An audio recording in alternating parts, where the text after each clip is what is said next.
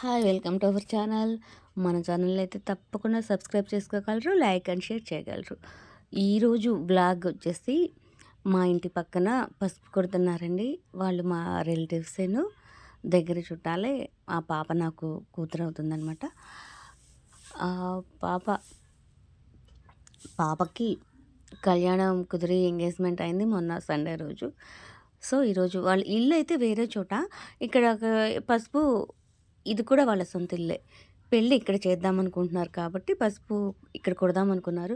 కానీ రోలు 2 కు పైన ఇంకోటి ఉంటుంది కదా! కుందేలాగా. అది అది దొరకక ఫస్ట్ చిన్న రోల్లోనే కొడదామని ప్లాన్ చేశారు. కానీ ముహూర్తం టైం కూడా పంతులు గారు మొన్న 8:30కని చెప్పారట. ఈరోజు ఫోన్ చేస్తే కాదు 9:30కన్నారు. సో, సమయం కూడా ఉంది కాబట్టి మళ్ళీ రోలు మీద ఆ కుంది కోసం ప్రయత్నించి మొత్తానికి సాధిచ్చారండి. అది కూడా తీసుకొచ్చి దాని మీద పూలది అలంకరించి ముత్తైదువులందరూ వచ్చి రోకలికి పసుపు రాసి, పసుపు కొమ్మది కట్టేసి కొట్టడం మొదలుపెట్టారు. చుట్టాలు మాత్రమే కాకుండా వీధిలో అందరినీ కూడా బొట్టు పెట్టి పిలుచుకొచ్చింది మా అక్క. నాకు తెలిసి ఈ ఈ పాపకి పసుపు కొట్టేటప్పుడు వచ్చినంతమంది చుట్టాలు ఇంతవరకైతే నేను చూడలేదు. అందరూ పిలిచిన వాళ్ళందరూ కూడా చక్కగా వచ్చారు. వీధిలో అందరూ కోలాహలంగా వచ్చి సందడిగా తలా ఒక చెయ్యి వేసి కార్యక్రమంలో పాల్గొన్నారు. పసుపు తీసి జల్లెడ పట్టడం జరిగింది.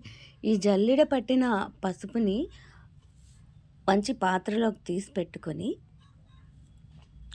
పెళ్లి కార్యక్రమం మొత్తంలో ప్రతి చోట ఎక్కడైతే పసుపు అవసరం ఉంటుందో ప్రతి చోట కూడా ఈ పసుపు అనేది అందులో కొంచెమైనా కలిపి, మొత్తం పసుపు అంటే ఇది రాకపోవచ్చు, కొంచెమన్నా ఒక గుప్పెడు ప్రతి కార్యక్రమంలో ఈ పసుపు ఉపయోగించి చేయడం అనేది చాలా మంచిది.